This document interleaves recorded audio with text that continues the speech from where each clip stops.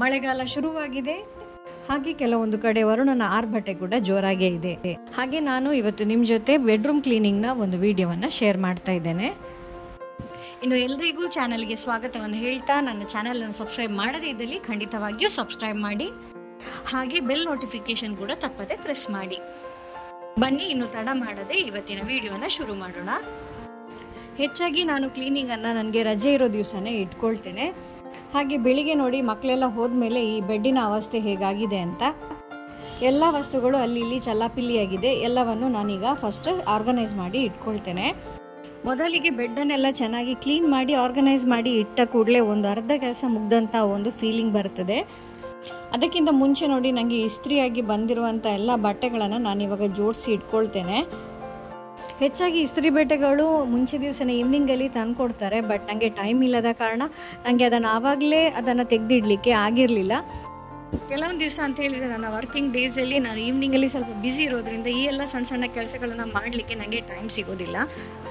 So ಹೀಗೆ ನಾನು ನೋಡಿ ಶರ್ಟ್ಗಳನ್ನು ಈ ಥರ ಆರ್ಗನೈಸರಲ್ಲಿ ಆರ್ಗನೈಸ್ ಮಾಡಿ ಇಟ್ಟಿದ್ದೇನೆ. ಇದರಿಂದ ಯಾವ ಶರ್ಟ್ ಬೇಕು ನಮಗೆ ಇಮಿಡಿಯೇಟಾಗಿ ತೆಗಿಲಿಕ್ಕೆ ತುಂಬಾ ಸುಲಭ ಆಗ್ತದೆ. ಇನ್ನು ಈ ವಾರ್ಡ್ರೋಬ್ನ ಆರ್ಗನೈಸೇಷನ್ ನನ್ನ ಚಾನಲಲ್ಲಿ ಆಲ್ರೆಡಿ ವಿಡಿಯೋ ಇದೆ, ನೀವು ಅಲ್ಲಿ ಚೆಕ್ ಮಾಡ್ಬೋದು. ಇಲ್ಲಾಂದರೆ ಇದರ ಲಿಂಕನ್ನು ನಾನು ಡಿಸ್ಕ್ರಿಪ್ಷನಲ್ಲಿ ಶೇರ್ ಮಾಡಿರ್ತೇನೆ, ಅಲ್ಲಿ ನೀವು ಚೆಕ್ ಮಾಡ್ಬೋದು. ಅದರ ಜೊತೆಗೆ ಇಲ್ಲಿ ಆರ್ಗನೈಸರ್ನ ಲಿಂಕ್ ಕೂಡ ನಾನು ಡಿಸ್ಕ್ರಿಪ್ಷನಲ್ಲಿ ಶೇರ್ ಮಾಡಿಟ್ಟಿರ್ತೇನೆ. ಯಾವುದೇ ವಸ್ತು ಅದರ ಪ್ಲೇಸಲ್ಲಿ ಇಲ್ಲದೆ ಬೇರೆ ಜಾಗದಲ್ಲಿ ಇದ್ದರೆ ಆವಾಗಲೇ ಅದನ್ನು ನಾವು ಎತ್ತಿಟ್ಬಿಟ್ರೆ ನಮ್ಮ ಕೆಲಸ ತುಂಬ ಸುಲಭ ಆಗ್ತದೆ. ಹಾಗೆ ಇಲ್ಲಿ ಒಣಗಿರೋ ಒಂದು ಬಟ್ಟೆ ಇತ್ತು, ಅದು ನನಗೆ ಮಿಸ್ ಆಗಿ ಹೋಯಿತು. ಇದನ್ನು ಕೂಡ ನಾನಿವಾಗ ಫೋಲ್ಡ್ ಮಾಡಿ ಆವಾಗಲೇ ತೆಗೆದಿಡ್ತಾ ಇದ್ದೇನೆ. ಇನ್ನು ಈ ಉಳಿದಿರೋ ಬಟ್ಟೆ ನನ್ನ ವಾರ್ಡ್ರೋಬಲ್ಲಿ ಹೋಗಬೇಕಾದಂಥದ್ದು, ಅದನ್ನು ನಾನು ಅದರಲ್ಲಿ ಆರ್ಗನೈಸ್ ಮಾಡಿ ಇಟ್ಕೊಳ್ತೇನೆ. ನಾನು ಕೆಲಸ ಮಾಡ್ತಾ ಇದ್ದಾಗೆ ಈಗ ಮೋಡ ಕವಿತಾ ಇದೆ. ಇನ್ನೇನು ಸ್ವಲ್ಪ ಹೊತ್ತಲ್ಲಿ ಮಳೆ ಬರ್ಬೋದು. ನನ್ನ ಬಾಲ್ಕನಿಯಿಂದ ಈ ಮಳೆ ಬರೋದು ನೋಡಲಿಕ್ಕೆ ತುಂಬಾ ಚೆನ್ನಾಗಿರ್ತದೆ. ಯಾಕಂತ ಹೇಳಿದರೆ ಮೋಡ ದೂರದಿಂದ ಮಳೆ ಸುರಿದುಕೊಂಡು ಬರೋದನ್ನು ನಾನು ಈ ಬಾಲ್ಕನಿಯಿಂದ ನೋಡಿ ತುಂಬ ಎಂಜಾಯ್ ಮಾಡ್ತೇನೆ. ಗಾಳಿ ಬರಲಿ ಅಂತ ಹೇಳಿಬಿಟ್ಟು ಬಾಲ್ಕನಿ ಕಿಟಕಿ ಎಲ್ಲ ಓಪನ್ ಮಾಡಿಟ್ಟಿದ್ದೆ. ಇನ್ನು ಮಳೆ ಬರೋದ್ರಿಂದ ನಾನು ಇದನ್ನೆಲ್ಲ ಕ್ಲೋಸ್ ಮಾಡ್ಕೊಳ್ತೇನೆ. ನನ್ನ ಬಾಲ್ಕನಿ ವೆಸ್ಟಿಗೆ ಫೇಸ್ ಆಗಿರೋದ್ರಿಂದ ತುಂಬಾ ಗಾಳಿ ಬಾಳೆ ಇಲ್ಲಿ ಬೀಳ್ತಾ ಇರ್ತದೆ. ಸೊ ನಾನಿವಾಗ ಬೆಡ್ಶೀಟನ್ನು ಚೇಂಜ್ ಮಾಡಬೇಕು ಅಂತ ಇದ್ದೇನೆ. ಅದಕ್ಕಿಂತ ಮುಂಚೆ ನನಗೆ ಈ ಫ್ಯಾನ್ ಕೂಡ ಒರೆಸ್ಬೇಕಿತ್ತು. ನೀವೀಗ ನೋಡ್ಬೋದು ನನ್ನ ಫ್ಯಾನ್ನ ಕಂಡೀಷನ್ ಹೇಗಾಗಿದೆ ಅಂತ. ಮಳೆಗಾಲ ಆದ್ದರಿಂದ ಮಾಯ್ಶ್ಚರ್ ಕೂಡ ಇದೆ, ಅದರ ಜೊತೆ ಧೂಳು ಕೂಡ ಅದಕ್ಕೆ ಅಂಟ್ಕೊಂಡಿದೆ. ಇದರ ಜೊತೆಗೆ ನಡುವಲ್ಲಿ ನಾನು ಬಾಲ್ಕನಿಯಲ್ಲಿ ಇದ್ಬಿಟ್ಟು ಮಳೆ ಕೂಡ ಎಂಜಾಯ್ ಮಾಡಿದೆ. ಸೊ ಫ್ಯಾನನ್ನೆಲ್ಲ ನಾನು ಕ್ಲೀನ್ ಮಾಡಿದ ಮೇಲೆ ಈಗ ಬೆಡ್ಶೀಟನ್ನು ಚೇಂಜ್ ಮಾಡ್ತಾ ಇದ್ದೇನೆ. ಮಳೆಗಾಲ ಆದ ಕಾರಣ ನಾನು ಎಲ್ಲ ಬೆಡ್ಶೀಟನ್ನು ಒಂದೇ ಟೈಮಲ್ಲಿ ಒಗೆದುಕೊಳ್ಳೋದಿಲ್ಲ. ಯಾಕಂತ ಹೇಳಿದರೆ ಅದು ಒಣಗಲಿಕ್ಕೆ ತುಂಬಾ ಪ್ರಾಬ್ಲಮ್ ಆಗ್ತದೆ. ನಮ್ಮ ಡೈಲಿ ಬಟ್ಟೆ ಜೊತೆ ಅದನ್ನು ಕೂಡ ನಾನೀಗ ವಾಶ್ ಮಾಡಿ ಹಾಕಿದರೆ ನನಗೆ ತುಂಬಾ ಸ್ಪೇಸಿನ ಪ್ರಾಬ್ಲಮ್ ಬರುತ್ತೆ. ಹಾಗಾಗಿ ನಾನು ಬೆಡ್ಶೀಟನ್ನು ಪಾರ್ಟ್ ಬೈ ಪಾರ್ಟ್ ಆಗಿ ವಾಶ್ ಮಾಡ್ಕೊಳ್ತೇನೆ. ಸೊ ಯೂಶ್ವಲಿ ನಾವು ಯೂಸ್ ಮಾಡೋ ಪಿಲ್ಲೋಗಿದೆಯಲ್ಲ, ನಮ್ಮ ಹತ್ರ ಇದ್ದಂಥ ಓಲ್ಡ್ ಪಿಲ್ಲೋ ಕವರನ್ನು ಹಾಕಿದರೆ ಆ ಪಿಲ್ಲೋ ಏನಿದೆ ಅದು ಅಷ್ಟು ಬೇಗ ಗಲೀಜಾಗೋದಿಲ್ಲ. ಇನ್ನು ಅದರ ಮೇಲೆ ನೀವು ನಿಮ್ಮ ಬೆಡ್ಶೀಟಿಗೆ ಸೂಟ್ ಆಗುವಂಥ ಪಿಲ್ಲೋ ಕವರನ್ನು ಹಾಕಿ ಬಿಡ್ಬೋದು. ಇನ್ನು ಕಲರ್ ಥೀಮ್ ಅಂತ ಹೇಳಿದರೆ ಎಕ್ಸಾಕ್ಟ್ ಕಲರ್ ಥೀಮ್ ಆಗಿ ನಾನು ಫಾಲೋ ಮಾಡ್ತಾ ಇಲ್ಲ, ಆದರೂ ಕಂಪ್ಯಾರಿಟಿವ್ಲಿ ಸ್ವಲ್ಪ ಸಿಮಿಲರ್ ಕಲರ್ಸನ್ನು ಇಲ್ಲಿ ಯೂಸ್ ಮಾಡ್ತಾ ಇದ್ದೇನೆ. ಇನ್ನು ಸಮ್ಮರ್ ಆಗಿದ್ದರೆ ನಾನು ನನ್ನ ಕರ್ಟನ್ ಕೂಡ ಇವತ್ತೇ ವಾಶ್ ಮಾಡಿಕೊಂಡು ಈ ರೂಮನ್ನು ಕ್ಲೀನ್ ಮಾಡ್ಕೊಳ್ತಿದ್ದೆ. ಆದರೆ ಮಳೆ ಇದ್ದ ಕಾರಣ ನಾನು ಇದನ್ನು ಇನ್ನೊಂದು ಸಲಕ್ಕೆ ಇಟ್ಕೊಳ್ತೇನೆ. ಹಾಗೆ ಮಳೆಗಾಲ ಬರ್ತಾ ಇದ್ದಾಗೆ ಚಳಿ ಕೂಡ ಜಾಸ್ತಿಯೇ ಇದೆ. ರಾತ್ರಿ ಆಗುವಾಗ ಸ್ವಲ್ಪ ಚಳಿ ಇದೆ. ಹಾಗಾಗಿ ಈ ಕಂಫರ್ಟರ್ ಏನಿದೆ ನಾನು ಒಂದು ಆನ್ಲೈನಲ್ಲಿ ತರಿಸಿದ್ದೆ, ಅದನ್ನು ಇಲ್ಲಿ ಯೂಸ್ ಮಾಡ್ತಾ ಇದ್ದೇನೆ. ಬೇಸಿಗೆಯಲ್ಲಂತೂ ಈ ಕಂಫರ್ಟರ್ ಎಲ್ಲ ಅಗತ್ಯ ಬೀಳೋದಿಲ್ಲ, ಯಾಕಂದರೆ ಅಷ್ಟು ಸೆಕೆ ಇರುತ್ತೆ. ನಾವು ತೆಳ್ಳಗಿನ ಬೆಡ್ಶೀಟ್ಗಳನ್ನೇ ಯೂಸ್ ಮಾಡ್ತೇವೆ. ಬಟ್ ಈಗ ಮಳೆಗಾಲ ಬಂದ ಮೇಲೆ ಸ್ವಲ್ಪ ಚಳಿ ಜಾಸ್ತಿ ಅನಿಸ್ತಾ ಇದೆ, ಹಾಗಾಗಿ ಇದನ್ನು ಯೂಸ್ ಮಾಡ್ತಾ ಇದ್ದೇನೆ. ಇನ್ನು ಈ ಪ್ರಾಡಕ್ಟ್ನ ಲಿಂಕ್ ನಿಮಗೆ ಬೇಕಿದ್ದರೆ ನಾನು ಡಿಸ್ಕ್ರಿಪ್ಷನಲ್ಲಿ ಇದನ್ನು ಶೇರ್ ಮಾಡಿ ಇಟ್ಟಿರ್ತೇನೆ. ಇದನ್ನು ನಾನು ಅಮೆಝಾನಲ್ಲಿ ಸಮ್ಮರ್ ಟೈಮಲ್ಲಿ ಆಫರ್ ಇರುವಾಗ ತೊಗೊಂಡದ್ದು. ಹಾಗಾಗಿ ನಾನು ಇದನ್ನು ತುಂಬ ರೀಸನೇಬಲ್ ರೇಟಲ್ಲಿ ಪರ್ಚೇಸ್ ಮಾಡಿದೆ. ಇದರ ಜೊತೆಗೆ ಯಾವಾಗಲೂ ಬೆಡ್ ಸೈಡ್ನ ಟೇಬಲ್ ಕೂಡ ನಾವು ಕ್ಲೀನ್ ಮಾಡ್ಕೊಳ್ಳೋದು ಒಳ್ಳೆಯದು. ಪ್ರತಿ ಸಲ ಒಂದಲ್ಲ ಒಂದು ಐಟಮನ್ನು ನಾವು ಇಲ್ಲಿ ಇಟ್ಟು ಬಿಡ್ತೇವೆ, ಮತ್ತು ತೆಗಿಲಿಕ್ಕೆ ಬಿಟ್ಟು ಹೋಗುತ್ತೆ, ಅದು ಅಲ್ಲಿ ಕ್ಲಟರ್ ಆಗಿ ಕಾಣ್ತದೆ. ಹಾಗಾಗಿ ಈ ಎರಡೂ ಕಡೆಯ ಸೈಡ್ ಟೇಬಲನ್ನು ನಾನು ಕ್ಲೀನ್ ಮಾಡ್ಕೊಳ್ತೇನೆ. ಜೊತೆಗೆ ಧೂಳೆಲ್ಲ ಏನಿದೆ ಅದನ್ನು ಕೂಡ ಒರೆಸ್ಕೊಳ್ತೇನೆ. ಇಲ್ಲಿ ಕೆಲವೊಂದು ನಮ್ಮ ಫ್ಯಾಮಿಲಿ ಫೋಟೋಸ್ನ ಫ್ರೇಮ್ಸ್ ಕೂಡ ಇದೆ. ಇದನ್ನೆಲ್ಲ ಕೆಲವುದು ಹ್ಯಾಂಗ್ ಮಾಡಬೇಕಿತ್ತು, ಅದನ್ನು ನನಗೆ ಟೈಮ್ ಇಲ್ಲದ ಕಾರಣ ಹ್ಯಾಂಗ್ ಮಾಡಿಲ್ಲ. ಅದನ್ನೆಲ್ಲ ನಾನು ಇವತ್ತು ಕ್ಲೀನ್ ಮಾಡಿ ಒರೆಸ್ಕೊಳ್ತಾ ಇದ್ದೇನೆ. ಇನ್ನು ಇನ್ನೊಂದು ಪ್ರಾಬ್ಲಮ್ ನಾನು ಫೇಸ್ ಮಾಡೋದಂತ ಹೇಳಿದರೆ ಫಂಗಸ್ ಬರುವಂಥದ್ದು. ಈ ಫೋಟೋ ಫ್ರೇಮ್ನ ಹಿಂದ್ಗಡೆ ಇರೋ MDF ಬೋರ್ಡ್ಗಳೆಲ್ಲ ಇದೆಯಲ್ಲ, ಅದಕ್ಕೆಲ್ಲ ಈ ಮಳೆಗಾಲ ಟೈಮಲ್ಲಿ ತುಂಬಾ ಇಲ್ಲಿ ಮಾಯ್ಶ್ಚರ್ ಆದ ಕಾರಣ ಫಂಗಸ್ ಬರ್ತದೆ. ಹಾಗಾಗಿ ಅದನ್ನು ಕೂಡ ನಾನು ಕ್ಲೀನ್ ಮಾಡ್ಕೊಳ್ಬೇಕಾಗತ್ತೆ ಆವಾಗವಾಗ. ಇನ್ನು ಬೆಡ್ರೂಮ್ ಕೂಡ ಸ್ವಲ್ಪ ಸುಂದರವಾಗಿ ಕಾಣಲಿ ಅಂತ ಹೇಳಿಬಿಟ್ಟು ಕೆಲವೊಮ್ಮೆ ನಾನು ಈ ಥರ ಗ್ರೀನರಿಯನ್ನು ಆ್ಯಡ್ ಮಾಡ್ಕೊಳ್ತೇನೆ. ಹಾಗೆ ಯಾವುದೇ ಪ್ಲಾಂಟ್ಸ್ ಇರ್ಬೋದು ಅದರ ಎಲೆಗಳ ಮೇಲೆ ಕೂಡ ಧೂಳುಗಳು ಕುತ್ಕೊಳ್ತದೆ. ಹಾಗಾಗಿ ಈ ಎಲೆಗಳನ್ನೆಲ್ಲ ನಾನು ಕ್ಲೀನಾಗಿ ಒರೆಸ್ಕೊಳ್ತೇನೆ. ಇದರಿಂದ ಪ್ಲಾಂಟ್ ಕೂಡ ಚೆನ್ನಾಗಿ ಗ್ರೋ ಆಗುತ್ತೆ. ಇನ್ನು ಈ ಕಾರ್ನರಿಗೆ ಡೈರೆಕ್ಟ್ ಸನ್ಲೈಟ್ ಅಂತೂ ಸಿಗೋದೇ ಇಲ್ಲ, ಆದರೂ ಪಾರ್ಷಿಯಲ್ ಬ್ರೈಟ್ ಲೈಟ್ ಇಲ್ಲಿ ಸಿಗುತ್ತೆ. ಹಾಗೆ ಅದಕ್ಕೆ ಅನುಗುಣವಾಗಿ ನಾನು ಕೆಲವೊಮ್ಮೆ ಇಲ್ಲಿ ಪ್ಲಾಂಟ್ಸ್ಗಳನ್ನು ಚೇಂಜ್ ಮಾಡ್ತಾ ಇರ್ತೇನೆ. ಅದರ ಜೊತೆಗೆ ಇದರ ಮೇಲಿದ್ದ ಟೇಬಲ್ ಕ್ಲಾತ್ ಕೂಡ ನಾನು ಇವತ್ತು ವಾಶ್ ಮಾಡ್ತಾ ಇದ್ದೇನೆ. ಇನ್ನೊಂದು ಬದಿಯ ಟೇಬಲಲ್ಲಿ ಸಹ ಅನ್ನೆಸೆಸರಿ ಆಗಿರುವಂಥ ಕೆಲವೊಂದು ಐಟಮ್ಗಳು ತುಂಬಿಕೊಂಡಿದೆ. ಮನೆ ಅಂದರೆ ಹಾಗೆ, ನಾವು ಏನಾದರೂ ಒಂದು ವಸ್ತು ಅಲ್ಲಿ ಇಟ್ಬಿಟ್ರೆ ಮತ್ತೊಮ್ಮೆ ಅದನ್ನು ತೆಗಿಲಿಕ್ಕೆ ಮರ್ತು ಹೋಗ್ತೇವೆ. ಹಾಗಾಗಿ ಅದು ಎಲ್ಲ ಕಡೆಯಲ್ಲಿ ಕ್ಲಟರ್ ಆಗಿ ಕಾಣಿಸ್ತಾ ಇರ್ತದೆ.